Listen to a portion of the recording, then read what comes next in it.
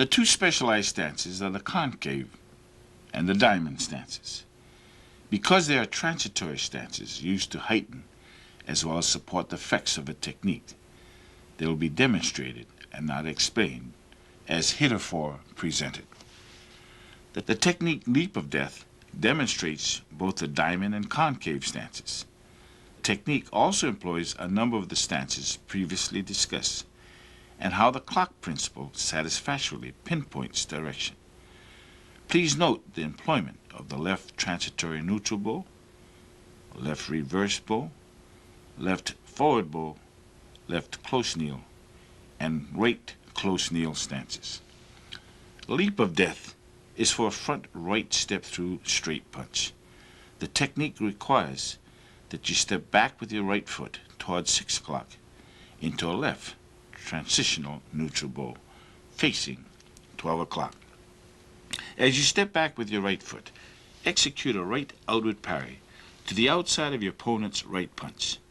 Continue to ride the force of your opponent's punch by pivoting in the left reverse bow.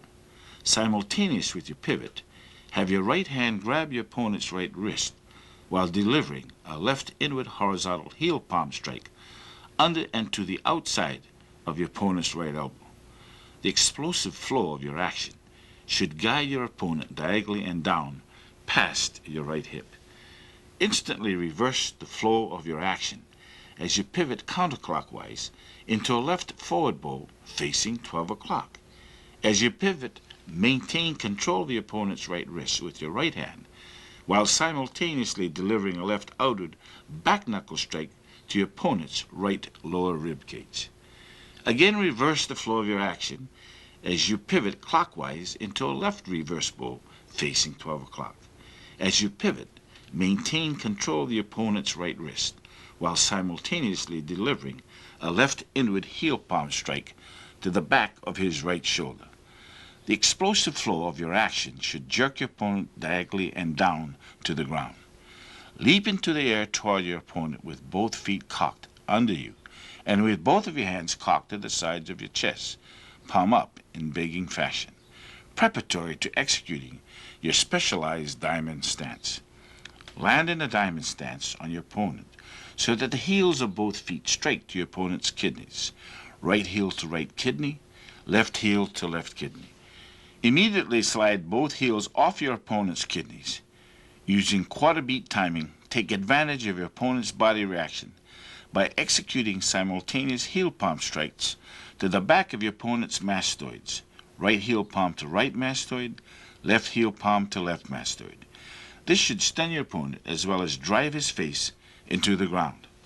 From the reaction of your opponent's face hitting the ground and bouncing back up, slip both of your hands along your opponent's face and under his chin. Immediately switch into a concave stance as you pull up and toward you with both of your hands, using your knees to brace down and against your opponent's shoulder blades. The intention here is to stretch your opponent's neck and throat to their limits. Without disengaging from your opponent, twist his head and neck clockwise to snap his neck. This is accomplished by pulling up and against your opponent's chin with your right hand and pushing down on the back of your opponent's head with your left hand. With your right hand now cocked to your right ear, palm out, and your left hand pushing your opponent's head down, immediately follow up by pivoting to a left close kneel stance as you deliver a right inward handsword to the bridge of your opponent's nose. This should break his nose. Switch into a right close kneel stance as you drop your left knee onto your opponent's upper spine. With this action, simultaneously execute a left hand push to the back of your opponent's head to again force his face to the ground. Using your opponent's body as a springboard, bounce up, leap, and turn your body counterclockwise in midair.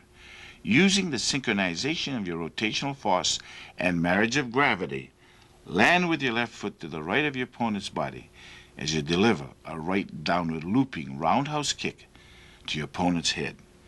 Be sure to bend your left knee deeply when executing your right roundhouse kick. From the point of contact of your right kick, execute a right front crossover and cover out twice toward 10:30.